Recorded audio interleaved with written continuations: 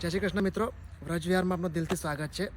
આપણે જોઈ રહ્યા છીએ કે વ્રજવિહારમાં પ્લાસ્ટરનું કામ સ્ટાર્ટ થઈ ગયું છે અને પ્લાસ્ટરના કામ માટે કેવા પ્રકારની રેતીનો યુઝ થઈ રહ્યો છે એની આજે આપણે ચર્ચા કરીશું. તો આવો ચલો જોઈએ એકવાર કે રેતી કયા પ્રકારની થઈ રહી છે. જુઓ મિત્રો, આ આપણી સ્પેશિયલ છોટાઉદેપુરથી રેતી મંગાવી છે. એકદમ ઝીણી રેતી કે જેનાથી માલા પ્લાસ્ટર એકદમ ફિનિશિંગથી આવે, સ્મૂથ પ્લાસ્ટર બી થયા નથી અને કામમાં સ્પીડ પણ આવે આપણી. તો આ પ્રકારની આપણે રેતી યુઝ થઈ રહી છે. તમે લાઈવ આખું જોઈ શકો છો, આખું કોઈ પણ જગ્યાએથી.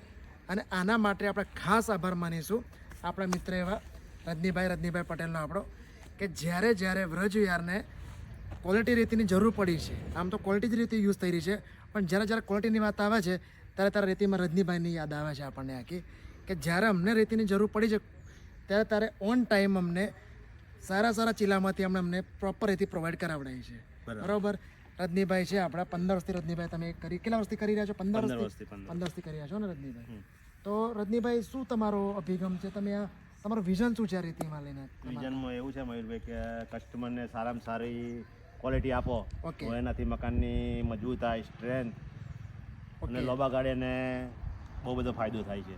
ઓકે, સરસ. તો મિત્રો, રજનીભાઈ વિઝનથી ચાલે છે કે તમે તમારા ઘર માટે રેતી વાપરો તો તમારું ઘરમાં ક્વોલિટી આવે, ફિનિશિંગ એવું આવે કે લાંબા સમય સુધી તમારે એમાં રિનોવેશન પણ ના કરાવવું પડે. તો મિત્રો, તમારા ઘરના બાંધકામમાં પણ જો તમારે ક્વોલિટી રેતીની જરૂર હોય તો રજનીભાઈનો તમે કોન્ટેક્ટ કરો. સ્ક્રીન પર નંબર આપ્યો છે આખો, એ નંબર પર તમે કોન્ટેક્ટ કરી શકો છો. અને જે રીતની રેતી વ્રજવિહારમાં વપરાયેલી છે સેમ એ પ્રકારની રેતી પણ તમારા ઘરના બાંધકામમાં તમે યુઝ કરી શકો છો. જય હિન્દ.